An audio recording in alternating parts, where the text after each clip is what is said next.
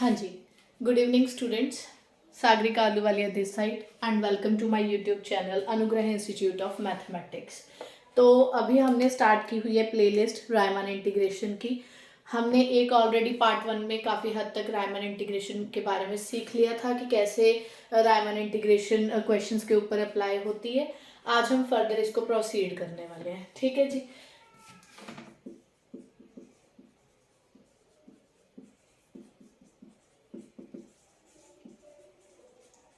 आज हम इसकी नेसेसरी एंड सफिशिएंट कंडीशंस पढ़ेंगे कि रायमन इंटीग्रेशन करने के लिए क्या नेसेसरी और सफिशिएंट कंडीशंस है। वन मोर थिंग, क्योंकि हम इसको लेक्चर कटरे के लिए पढ़ रहे हैं तो हमें सिर्फ डायरेक्ट रिजल्ट्स पते होने चाहिए, ठीक है। पर रिजल्ट्स को हम थोड़ा इस तरीके में से करेंगे कि ताकि कोई भी रिजल्ट याद रखने में हमें कोई प्रॉब्लम ना हो। जैसे कि अगर आपको याद हो, लास्ट टाइम मैंने आपको क्या करवाया था, अगर मान लो मेरा एफ एक्स जो जरूरी है रायमन इंटीग्रेशन करने के लिए कि जो मेरा फंक्शन है वो एक बाउंडेड फंक्शन होना चाहिए। हाँ, किसके ऊपर? On closed interval a, b। और मैंने जो ये मेरा क्लोज्ड इंटरवल था a, b, इसकी मैंने पार्टीशंस की थी, अगर आपको याद हो। मैंने इसको n+1 पार्ट्स में डिवाइड किया था। अगर n पार्ट्स में डिवाइड करना है तो इसको n-1 ले लो, अगर n+1 पार्ट्स में डिवाइड करना है तो n ले लो, ठीक है। बीच में कहीं यहाँ पे x1 अप टू xn तक ये मैंने पार्टीशन कर दी इन n+1 पार्ट्स इस इंटरवल को, ठीक है। फिर यहाँ से मैंने इसके सब इंटरवल्स बनाए थे, x0 x1 x1 x2, last में xn-1 xn। तो ये कितने हो गए? n सब इंटरवल्स हो गए। ऑब्वियसली कि अगर मेरा फंक्शन इस इंटरवल पे बाउंडेड है तो इस हर सब इंटरवल पे भी बाउंडेड होगा। हाँ, तो यहाँ पे अगर आपको याद हो, मैंने यहाँ से कोई ith इंटरवल लिया था। ith इंटरवल कौन सा होगा? अगर ये फर्स्ट इंटरवल है, ये सेकंड इंटरवल है, तो ith इंटरवल मेरा क्या होगा? ये वाला होगा। ये ith इंटरवल है, तो यहाँ पे भी मेरा फंक्शन बाउंडेड होगा क्लियरली। तो यहाँ पे जो मेरा फंक्शन है, मान लो उसका जो अपर बाउंड है वो कैपिटल mi है और जो मेरे पास लोअर बाउंड है वो स्मॉल mi है। और जो फंक्शन पूरे a, b इंटरवल के ऊपर बाउंडेड है, मान लो इसका अपर बाउंड m है और लोअर बाउंड क्या है? Small m। ये चीज क्लियर है? पूरे इंटरवल के ऊपर ये बाउंड्स हैं, ith इंटरवल के ऊपर ये वाले बाउंड्स हैं। क्योंकि ये वाला जो सब इंटरवल है वो इसी के अंदर है ना, a, b इंटरवल के अंदर है, तो क्लियरली कि जो m से बड़ा होगा mi और इससे बड़ा होगा मेरा ये वाला अपर इंटरवल और इससे ये वाला बड़ा होगा। क्यों? क्योंकि ये जो दो बाउंड्स है वो क्लोज्ड इंटरवल a, b के हैं और ये दोनों उसके फर्दर सब इंटरवल के हैं। अब आप इस सारे को क्या करो, डेल्टा xi से मल्टीप्लाई कर दो, that is length of ith interval से।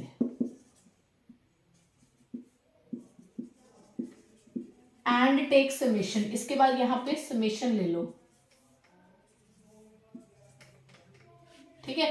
तो ये मेरे पास क्या बन जाएगा? यस, बाहर में m जब कॉमन निकालूंगी तो इसको अगर मैं i फ्रॉम 1 to n तक सम अप करूंगी, ये मैंने लास्ट वीडियो में आपको करके भी दिखाया था, तो mb माइनस a आ जाता है, कराया भी था ये मैंने। और ये क्या होता है? इसकी डेफिनेशन क्या होती है? LPF।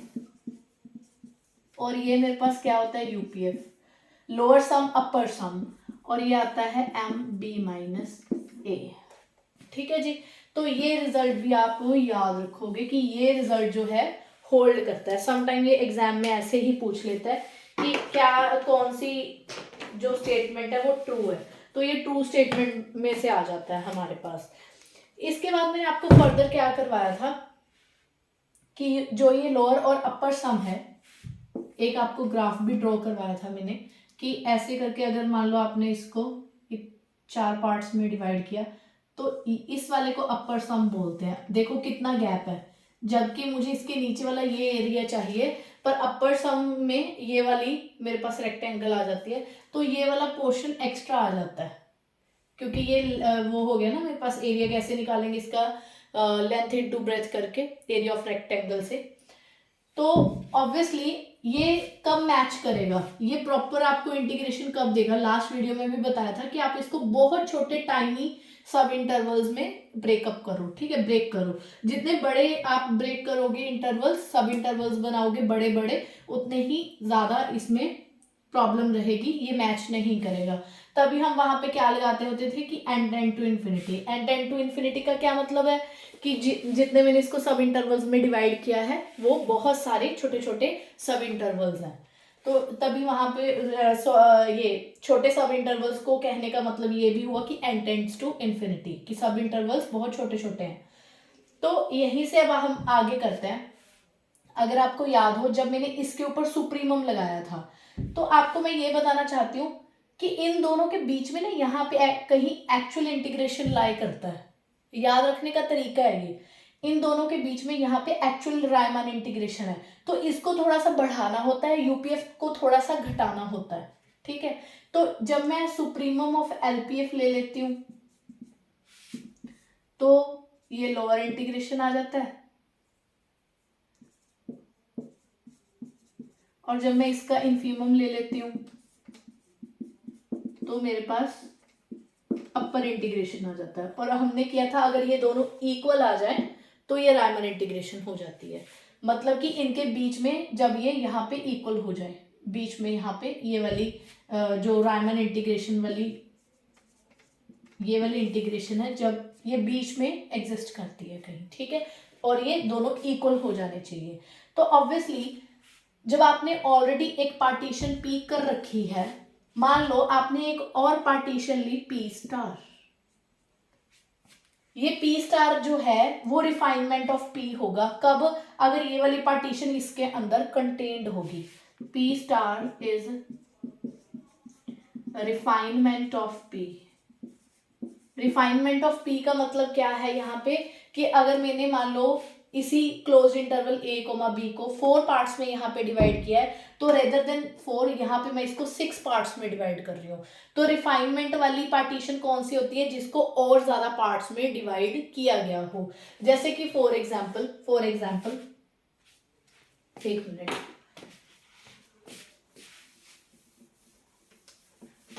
एक एग्जाम्पल करते हैं। मान लो कि 0 to 1 को मैंने पहले 2 पार्ट्स में डिवाइड किया, इस इंटरवल को 2 पार्ट्स में, 0, हाफ, 1, ठीक है, और नेक्स्ट में मैंने इसको 4 पार्ट्स में डिवाइड कर दिया, ठीक है। तो ऑब्वियसली जो इसके सब इंटरवल्स हैं वो इसके इंटरवल्स के अंदर कंटेन कर रहे हैं ना, सॉरी, जो ये वाले सब ये P contained in P star में कब कहूंगी, जब P स्टार क्या हो गया, इसके जब इसमें जो मैंने ब्रेक किया है इंटरवल वो ज्यादा है। इसमें मैंने कितने इंटरवल्स में ब्रेक किया है, 1, 2, 3, 4, और यहाँ पे सिर्फ 2 पार्ट्स में डिवाइड किया है। तो जो यहाँ पे ये P स्टार है, it is the refinement of P, ठीक है। तो मैं क्या कहूंगी कि P star is a refinement of P। और मैंने आपको क्या कहा था, जब आप पहले से ज्यादा पार्ट्स में डिवाइड करते हो तो जो ये LPF है, हमने क्या जाना है बीच में जाना है। तो ऑब्वियसली जब पी पार्टीशन के लिए ये लोअर सम था, तो पी स्टार के लिए ये लोअर जो सम है उससे बड़ा हो जाएगा ना, क्योंकि जितनी हम पार्टीशन ज्यादा करते जाएंगे इंटरवल की, उतना हम ये जो लोअर सम है उतना बड़ा होता जाएगा और अपर सम उतना छोटा होता जाएगा, और ये बीच में आके कहीं इक्वल आ जाएगा, और जहां पे इक्वल आ गया वहीं पे हम क्या बोल देंगे कि रायमन इंटीग्रेबल हो गया मेरा फंक्शन, ठीक है। तो अगर P स्टार मेरी रिफाइनमेंट है तो यहाँ से क्या रिजल्ट बना, मैंने आपको क्या बताया, ये थोड़ा बढ़ जाएगा और ये थोड़ा कम हो जाएगा। तो LPF से बड़ा आएगा LP स्टार F, क्यों, P स्टार क्या है, रिफाइनमेंट ऑफ P। और हाँ जी, जो मेरे पास अपर सम है UPF, उससे छोटा आएगा UP स्टार F, मतलब कि P स्टार रिफाइनमेंट के कोरस्पॉन्डिंग जो अपर सम है वो P के कोरस्पॉन्डिंग क्या आएगा, छोटा आएगा, ठीक है जी। तो ये दोनों भी आप रिजल्ट याद रखोगे, दीज आर इंपॉर्टेंट रिजल्ट्स, कि अगर रिफाइनमेंट है तो इनमें क्या रिलेशन होता है, ठीक है जी। ये स्टेटमेंट्स भी कभी पेपर में डायरेक्ट पूछ लेता है examiner.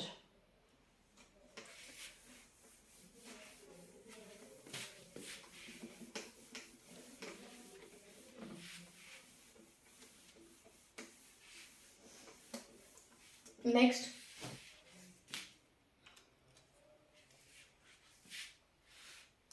necessary and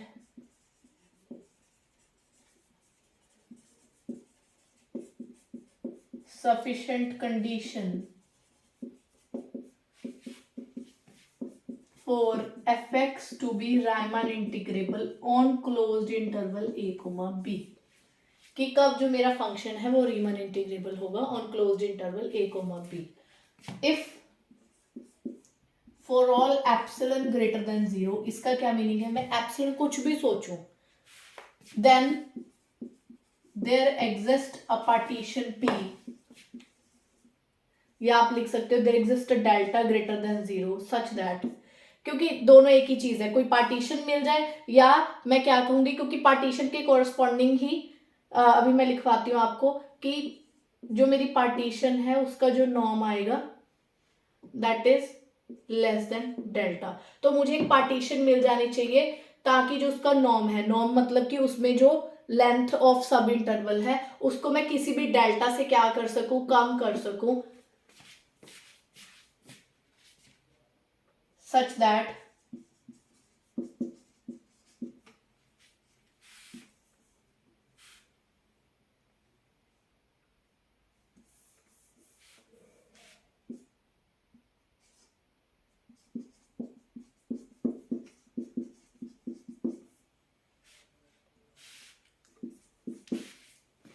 for norm of जो p है that is less than delta. Norm of p मैं आपको फिर से बता देती हूँ, नॉर्म ऑफ p का मतलब क्या है, length of the sub interval जो हमने पार्टीशन p में रखी है।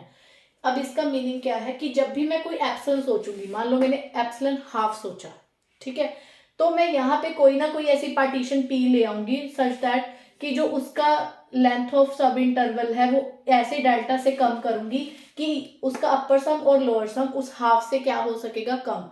मान लो अगली बार मैंने एप्सिलन सोच लिया 1/4, तो मैं अगेन एक पार्टीशन ऐसी सोच पाऊंगी कि इन दोनों का जो डिफरेंस है वो उससे भी कम हो जाएगा। अगर ऐसा हर बार पॉसिबल हो सकता है देन मैं क्या कहूंगी, जो मेरा फंक्शन है वो रायमन इंटीग्रेबल है on closed interval a, b. So this condition is the necessary and sufficient condition for function to be Riemann integrable. Okay. अब इसके बाद नेक्स्ट एक दो आप और याद रख लो इनइक्वालिटीज हैं जो समटाइम पेपर में पूछी जाती हैं। UPF, upper integral F D x plus epsilon. अब इसको याद कैसे रखें वो देखो।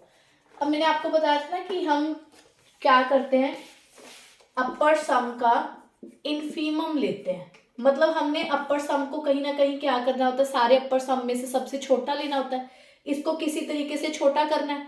तो देखो छोटा ऐसे नहीं होगा, जो ये प्लस एप्सिलन है उधर जाके क्या हो जाएगा, माइनस एप्सिलन, तभी तो कहीं ना कहीं मुझे ये अपर इंटीग्रल मिलेगा ना, ठीक है। तो ऐसे याद रखना है इस वाली इनइक्वालिटी को कि ये प्लस एप्सिलन इधर आके क्या हो जाएगा, माइनस एप्सिलन।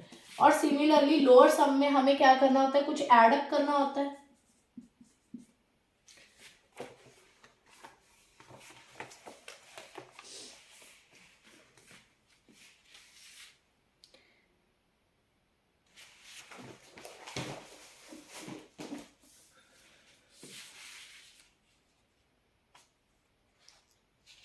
इसका ना एक प्रॉपर नाम भी था कि इसको डॉरबॉक्स थ्योरम भी बोलते हैं शायद, ये भी पेपर में पूछ लेता है कि इस कंडीशंस का नाम क्या है। जस्ट अ मिनट, इसको बोलते हैं डॉरबॉक्स थ्योरम, ठीक है जी। यहाँ पे भी इक्वालिटी का साइन नहीं आएगा।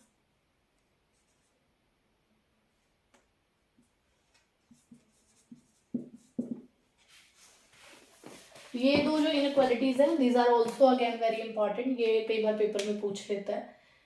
इसको भी कैसे याद रखेंगे, हमें पता है कि हम इसके आगे क्या लगाते थे, सुप्रीमम, कि सारे लोअर सम में से हमें सबसे बड़ा लेना होता है, तभी बड़ा लेना है, इसको थोड़ा सा बढ़ाना है तो माइनस एप्सिलन लेंगे यहाँ पे, ताकि जब यहाँ पे प्लस एप्सिलन किया जाए किसी तरीके से हम रीमन जो हमारे पास लोअर और अपर इंटीग्रेशन है वो इक्वल आ जाए। तो ठीक है, ये माइनस एप्सिलॉन इधर आके क्या हो जाएगा, प्लस एप्सिलॉन का हो जाएगा। तो ये ऐसी बस थोड़ी थ्योरम्स है जो आपको मे भी पेपर में पूछी जा सकती है। इसके बाद हम और ऐसी कंडीशन, सफिशिएंट कंडीशंस करने वाले हैं जिससे इंप्लाई होता है कि जो मेरा फंक्शन है वो रायमन इंटीग्रेबल है। ठीक है जी, जैसे कि first theorem, if F function is monotonic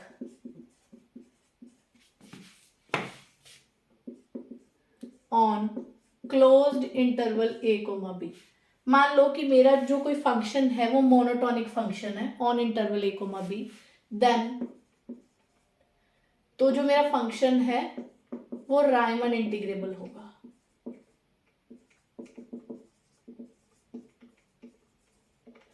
ठीक है, जैसे फॉर एग्जाम्पल यही ले लो, फंक्शन मान लो रैशनल फंक्शन है ऑन 0, 1,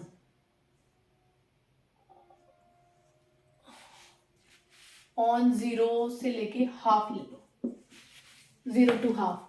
इसका ग्राफ क्या होता है रैशनल फंक्शन का? हाँ जी, 0 से हाफ के बीच में ये आएगा मेरे पास। देखो मोनोटोनिकली इंक्रीजिंग फंक्शन है,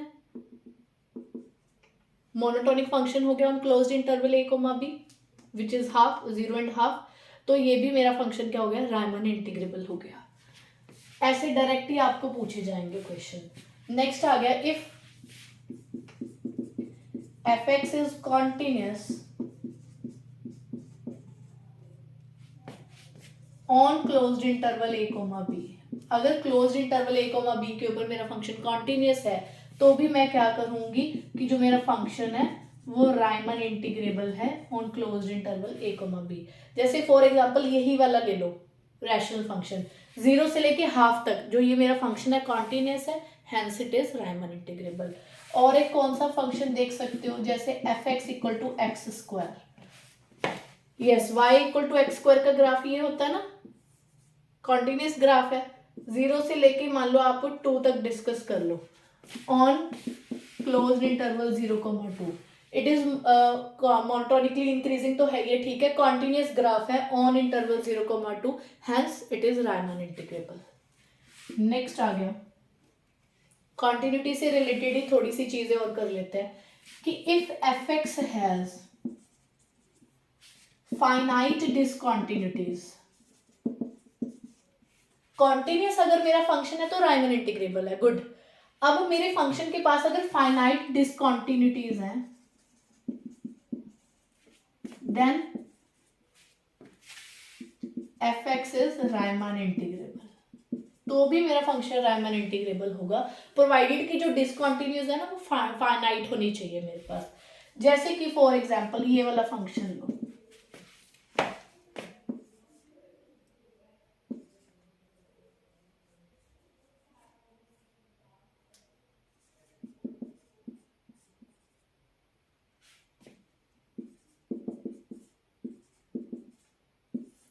चेक करो कि जो ये मेरा फंक्शन है it is discontinuous at x equal to 0। Check करो इसको, इतना तो आता ही है हमें कि मेरा जो ये फंक्शन है ये डिसकॉन्टिन्यूअस है 0 के ऊपर।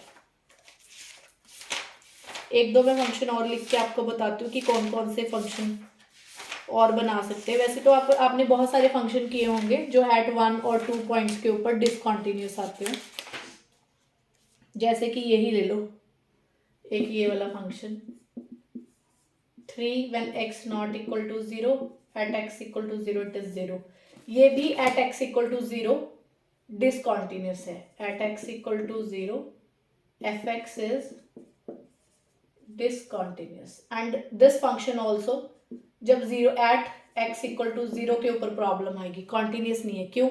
जब हम राइट और लेफ्ट लिमिट निकालेंगे तो 3 आएगा और जब 0 के ऊपर चेक करेंगे तो 0, तो रिमूवेबल डिसकॉन्टिन्यूटी है इसकी at x equal to 0, fx is discontinuous. Yes, check करो कि कितने पॉइंट्स के ऊपर इन फंक्शन को प्रॉब्लम आ रही है। ओनली एक पॉइंट पे। हमने क्या कहा था, अगर फाइनाइट डिसकॉन्टिन्यूटीज हैं तो भी मेरा फंक्शन क्या है, Riemann integrable. Hence both functions are Riemann integrable. both functions are Riemann integrable on a closed interval से 0,1, इस इंटरवल के ऊपर ये जो मेरे फंक्शंस हैं वो रायमन इंटीग्रेबल हैं। क्यों? क्योंकि इन दोनों के पास सिर्फ एक ही डिसकंटिन्यूटी है, मींस इनके पास फाइनाइट डिसकंटिन्यूटी है। ठीक है जी। अब नेक्स्ट आ गया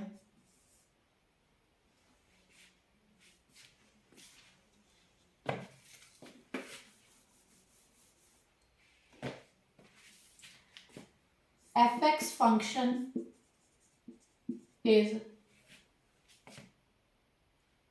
if fx function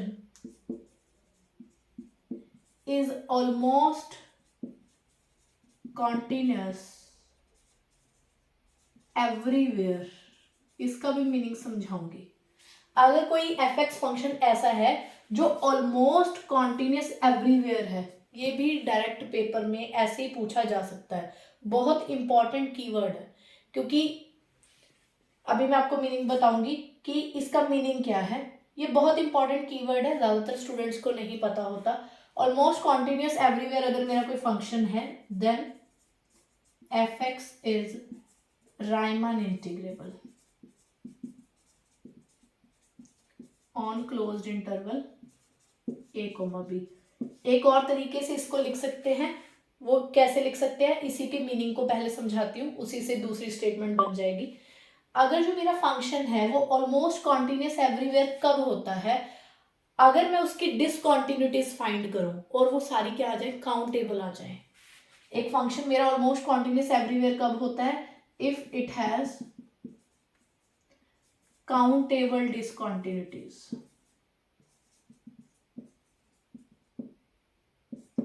countable discontinuities तो और करके भी लिख सकते हैं, if fx has countable discontinuities, then again f is Riemann integrable on closed interval a, b। अब हम इसके एग्जाम्पल करते हैं, इसको इरेज कर रही हूं।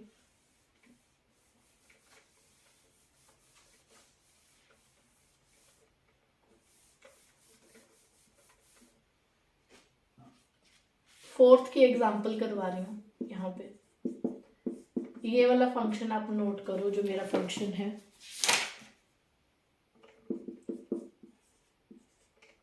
2n when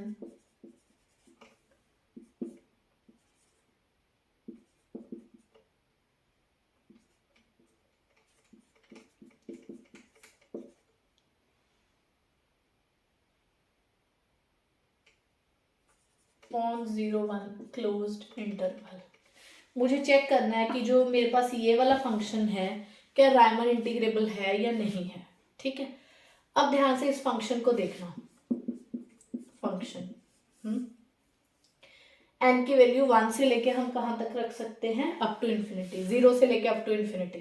n की वैल्यू यहाँ पे 0 रखो, जल्दी से कितना आया, 0 रखा तो 1 आया। ठीक है, और व्हेन ये भी साथ में कंडीशन है, n की वैल्यू 0 रखी तो इंटरवल क्या बना, हाफ से लेके 0 रखा तो 1। मतलब इस इंटरवल में हाफ से लेके 1 तक फंक्शन की वैल्यू जब क्या है, 1 है। ऐसे n की वैल्यू 1 रखो तो अगला आ जाएगा हाफ। अगला क्या बन गया, ये 1/4 less than x less than equal to 1/2। जब मैंने n की वैल्यू क्या रखी, 1 रखी, तो ये आ गया। फिर उसके बाद 2²। अगला क्या बनेगा मेरे पास, जब मैंने n की वैल्यू यहाँ पे क्या रखी, यहाँ पे 0 1 2 2 रखा तो 1/8 और 2 रखा तो 1/4।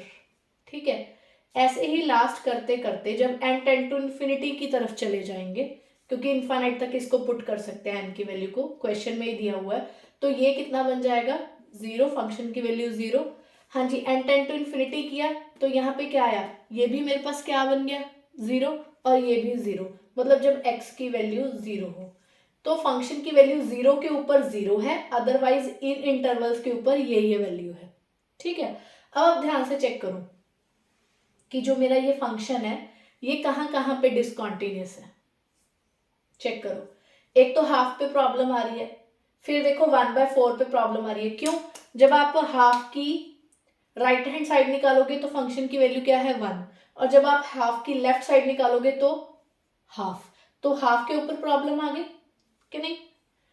ऐसे हाफ के बाद 1/8 पे 1/4 पे प्रॉब्लम आएगी, फिर 1/8 पे प्रॉब्लम आएगी।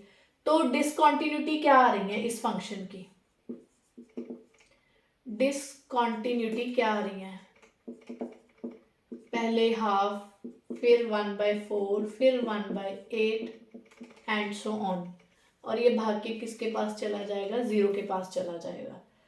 तो इस फंक्शन में अगर आप इन सबको देखो तो ये काउंटेबल हैं, that's why this function is Riemann integrable.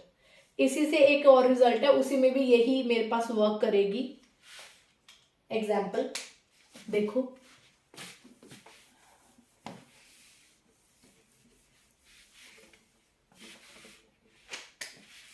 Fifth, if fx function, bounded function,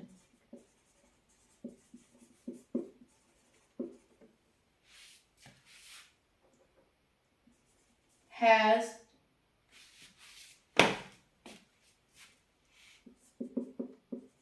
finite limit point of discontinuities, अगर उनकी डिसकॉन्टिन्यूटीज का एक फाइनाइट लिमिट पॉइंट्स हो, फाइनाइट लिमिट पॉइंट मतलब या 2 लिमिट पॉइंट हो या 3 लिमिट पॉइंट हो, then f is again Riemann integrable, तो भी रीमान इंटीग्रेबल होता है। जैसे यही वाली एग्जांपल, कैसे? इसके पास डिसकॉन्टिन्यूटी क्या आई? हाफ, 1/4, 1/8, और ये भाग के किसको जा रहा है? 0 के पास।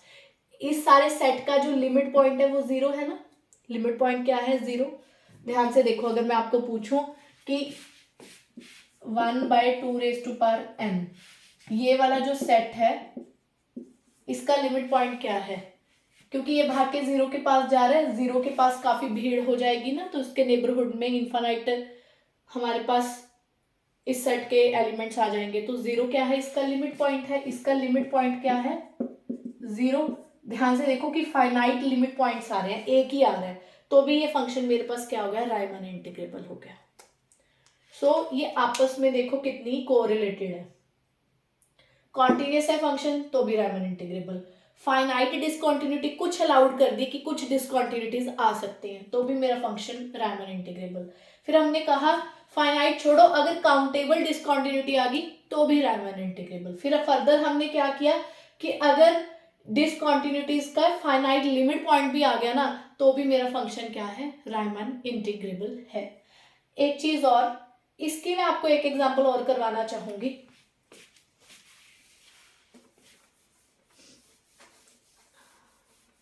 जैसे कि ये इसलिए कर रहे हैं क्योंकि बहुत फेमस क्वेश्चन है ये, that is popcorn function. Popcorn function क्या कहता है कि जो मेरा फंक्शन है वो 0 है जब x क्या होगा? इर्रेशनल, आई से भी डिनोट करते हैं। और जब भी मेरा x रैशनल होगा, p/q फॉर्म में होगा, तो मेरे फंक्शन की वैल्यू क्या होगी? 1/q। जो ये वाला पॉपकॉर्न फंक्शन है ना, it is discontinuous at all irrationals।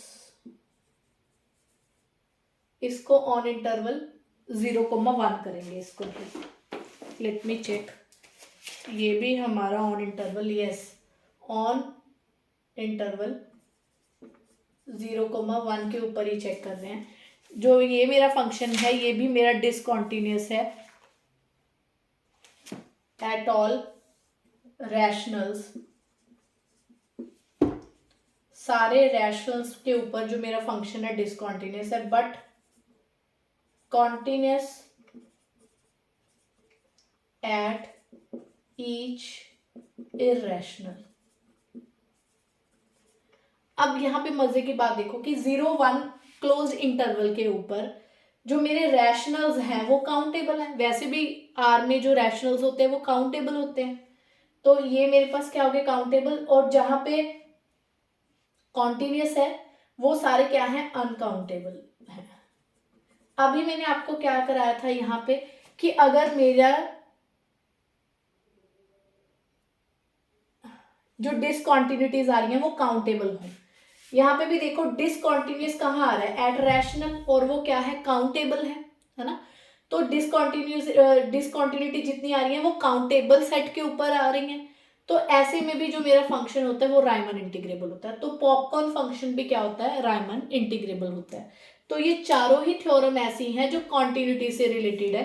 Paper में आपको कैसे भी आ सकता है, कॉन्टिन्यूटी देके, finite discontinuity, almost everywhere continuous कह के, ऐसे भी लिख सकता है, ऑलमोस्ट एवरीवेयर कॉन्टिन्यूस भी लिख सकता है इसको।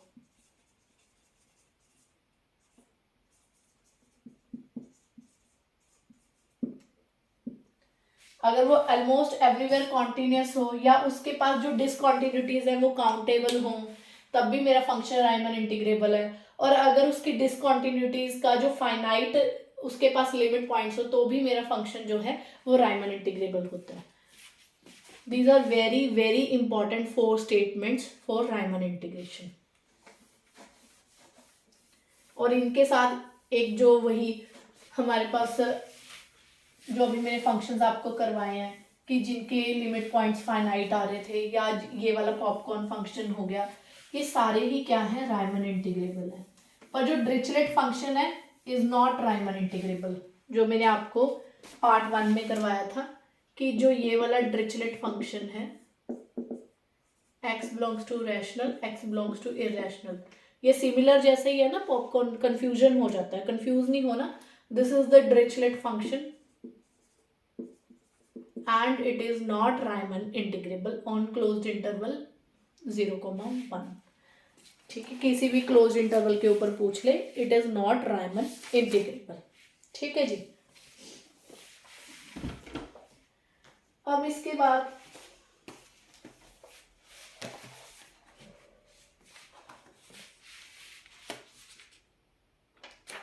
थोड़ा फंडामेंटल थोड़ा अलजेब्रा कर लेते हैं इसके ऊपर।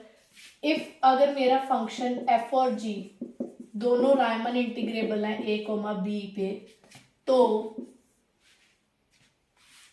F square is also Riemann integrable on closed interval a, b।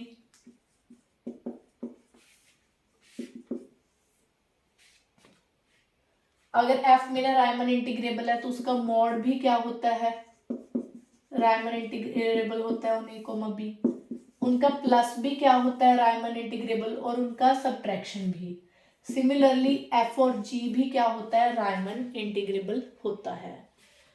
और इसका डिवाइड भी रायमन इंटीग्रेबल हो जाएगा इफ जो g है, जो 1/g फंक्शन है इज बाउंडेड, अगर ये मेरे पास बाउंडेड हो। मोर ओवर हम इनको कैलकुलेट भी कैसे करेंगे।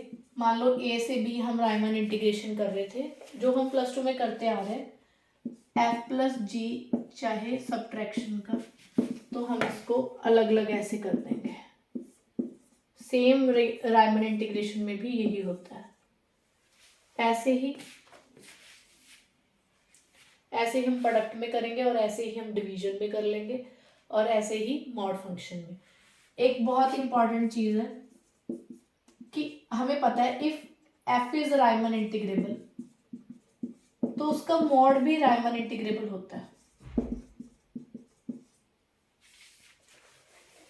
But converse is not true. Converse is not true कैसे, वो देखो। जैसे कि फॉर एग्जाम्पल यही डिरिचलेट फंक्शन ले लो आप, fx डिरिचलेट फंक्शन। कॉन्वर्स क्या हुआ इसका, if mod f is Riemann integrable then it do not imply कि जो मेरा फंक्शन है वो भी रायमन इंटीग्रेबल हो जाएगा। ये जरूरी नहीं है, जैसे कि फॉर एग्जांपल यही डिरिचलेट फंक्शन,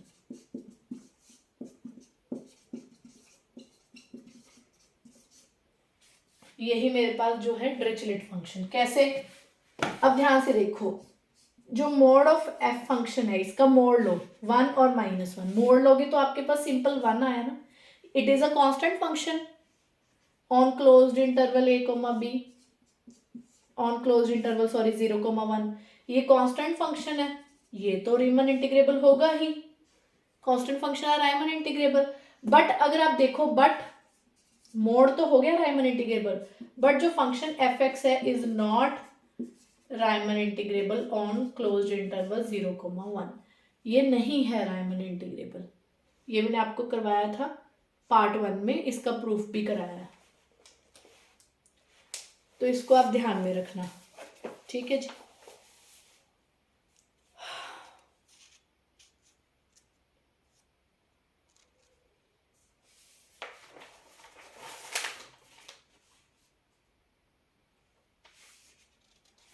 नेक्स्ट देखो,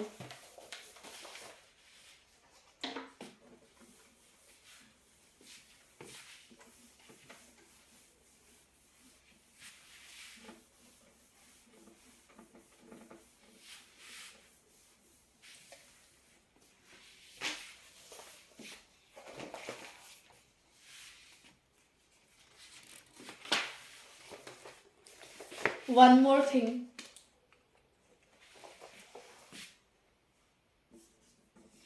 if f is a Riemann integrable on a, b interval, अभी हमने किया कि उसका मॉड भी क्या हो जाता है, रायमन इंटीग्रेबल हो जाता है। इसके साथ हमें एक और रिजल्ट याद रखना है कि इंटीग्रेशन ऑफ एफ,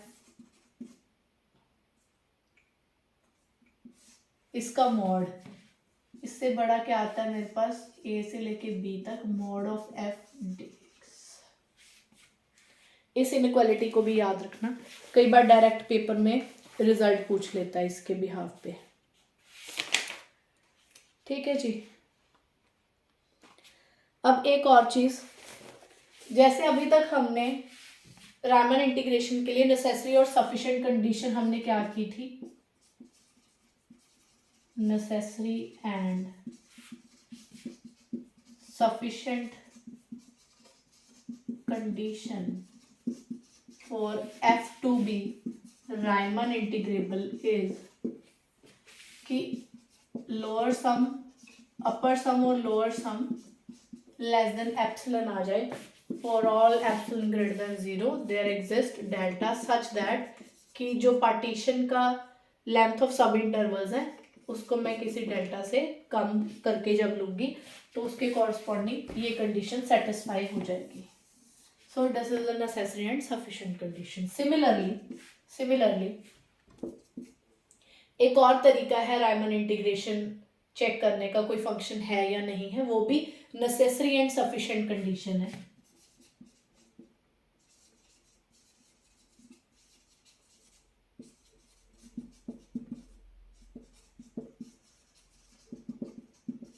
जो डेफिनेशंस होती है ना वो वैसे भी नेसेसरी एंड सफिशिएंट कंडीशंस होती हैं, ये भी एक तरह से डेफिनेशन ही है। एक हम निकालते हैं एसपीएफ। जब हम एसपीएफ के ऊपर limit n tend to infinity लगाते हैं, अगर ये एक नंबर एल को कन्वर्ज करे,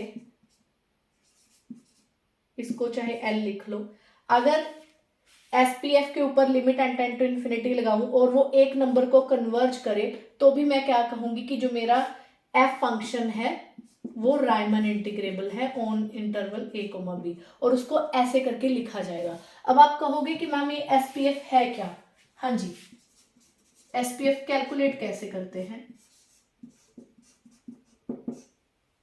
यहाँ पे क्या होता है कि हम एफ ऑफ टी आई निकालते हैं into delta x I, I again 1 to n। अब जो यहाँ पे टी आई है वो क्या है कि जो ये वाला इंटरवल है ना उसमें से आप कोई भी पॉइंट ले सकते हो। टी आई क्या है, इस सब इंटरवल में से आप कोई भी पॉइंट पिक कर लो, उसको यहाँ पे बिठा देना, तो आपके पास क्या आ जाएगा एसपीएफ। बाद में उसके ऊपर क्या लगा देना, limit n tend to infinity. N tend to infinity का मैंने आपको मतलब समझा ही दिया था कि आप जो ये a कोमा बी इंटरवल है इसको बहुत टाइनी सब इंटरवल्स में डिवाइड कर रहे हो, ताकि फिर आपके पास जो इंटीग्रेशन और लोअर और अपर सम है वो एक लिमिट एल को कन्वर्ज करने लग जाता है। ठीक है जी, तो ये भी एक डेफिनेशन है। इससे भी हम इम्प्लाई कर सकते हैं कि मेरा जो फंक्शन है वो रायमन इंटीग्रेबल है या नहीं है। अब इसको हम क्वेश्चंस के थ्रू देखेंगे कि कैसे इसको अप्लाई करते हैं इस वाली कंडीशन को। ठीक है जी,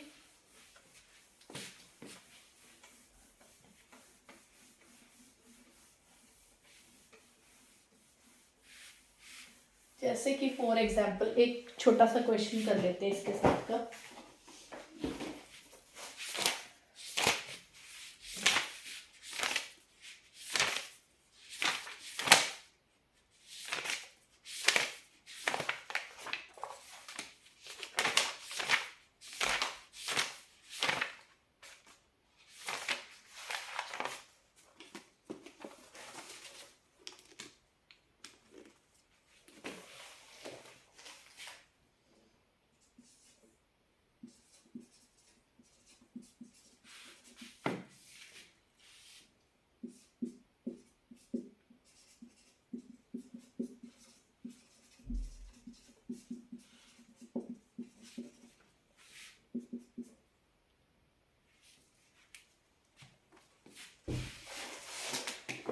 हाँ जी, देखो है तो बहुत सिंपल क्वेश्चन, अगर मैं इसको +2 वाले मेथड से करूँ तो हो जाएगा, क्योंकि अभी हमने रिसेंटली एक नेसेसरी एंड सफिशिएंट कंडीशन की है उसके थ्रू हम इसको करेंगे, ताकि हमें उसको क्वेश्चंस के ऊपर अप्लाई करना आ जाए। ठीक है जी, अब देखो इसको कैसे करेंगे। हमारे पास इंटरवल क्या है 1,2, इसको मैं n इंटरवल्स में डिवाइड कर दूंगी, तो x0 मेरा क्या हो गया 1, इसको मैं n सब इंटरवल्स में डिवाइड कर रही हूँ, तो 2 - 1 डिवाइडेड बाय n, 1/n इसका क्या हो जाएगा, लेंथ ऑफ ईच सब इंटरवल। अगर ये 1 है तो अगला ही पॉइंट क्या हो जाएगा 1 + 1/n, फिर इससे अगला पॉइंट क्या हो जाएगा 1 + 2/n, क्योंकि हर इंटरवल की लेंथ कितनी है 1/n है। ऐसे ही जब हम लास्ट n में जाएंगे, 2 के लिए 2 आ रहा है, तो 1 + n/n दैट इज 2 आ जाएगा, है ना। तो इसको हमने n सब इंटरवल्स में क्या कर लिया, ब्रेक कर लिया। अब देखो SPF कैलकुलेट करना है, तो क्या आ गया, function f(ti) delta xi i from 1 to n। Okay, अब हमें पता है कि जो यहाँ पे ti है वो किसको बिलोंग कर रहा है, इस वाले सब इंटरवल को। इसमें से कोई भी पॉइंट हो सकता है, जो मेरा मन करे मैं रख सकती हूँ।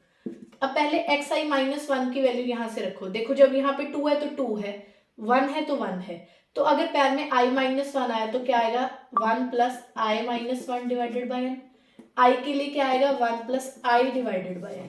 ओके, अब ti इनमें से कुछ भी हो सकता है, तो मैं अपनी तरफ से लेट कर लेती हूँ कि मान लो जो मेरा ti है दैट इज माई xi, और xi की वैल्यू कितनी है 1 + i/n। अब रख दो यहाँ पे जाके फिर, यस f(xi), क्योंकि अभी मैंने लेट किया है।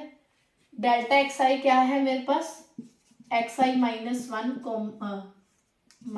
xi, ith इंटरवल की लेंथ, ऐसे कैलकुलेट करते हैं। f(xi) कितना हुआ मेरे पास, हाँ जी, फंक्शन में xi बिठा दो तो कितना आ गया 3xi + 1।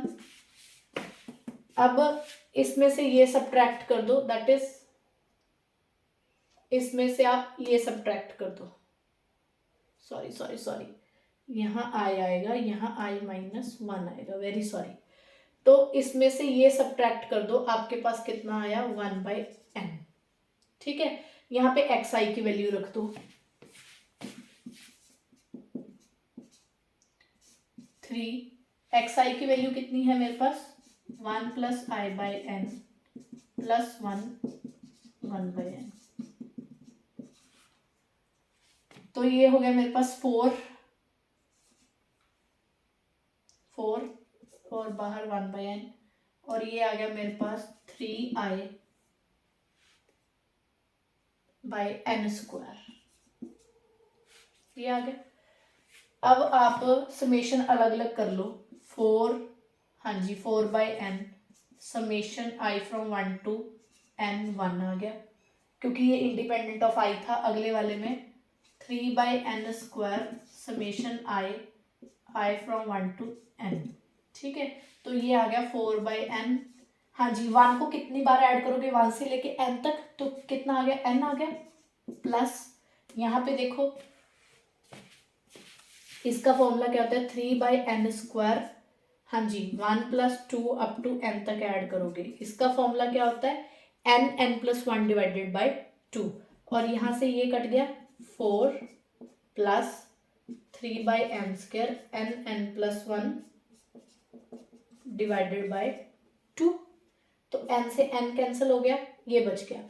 लास्ट में हमें क्या करना होता है, limit n tend to infinity SPF के ऊपर जो हमने कैलकुलेट किया है, कितना आ गया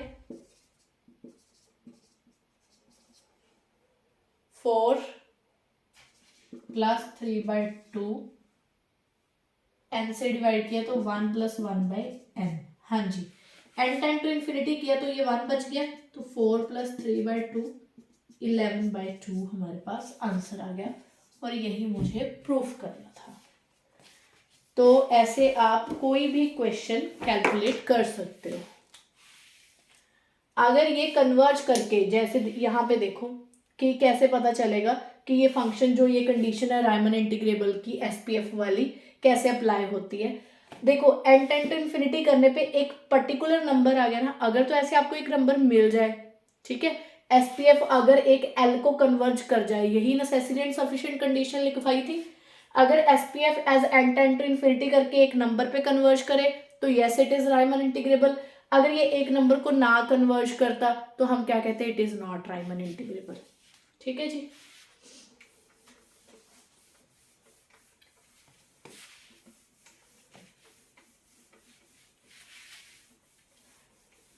अब हम नेक्स्ट वीडियो में थोड़ा बहुत जो हमारे पास 2-4 कंडीशंस रहेगी हैं वो करेंगे, प्लस जितने भी प्रीवियस ईयर क्वेश्चंस आए हैं वो डिस्कस करेंगे। तो नेक्स्ट वीडियो में जस्ट हम क्या करने वाले हैं, प्रीवियस ईयर क्वेश्चन डिस्कस करने वाले हैं, और थोड़ी बहुत जो 1-2 इम्पॉर्टेंट थ्योरम्स हैं उनको डिस्कस करेंगे। ठीक है जी, बाकी हम नेक्स्ट वीडियो में करेंगे। Thank you so much.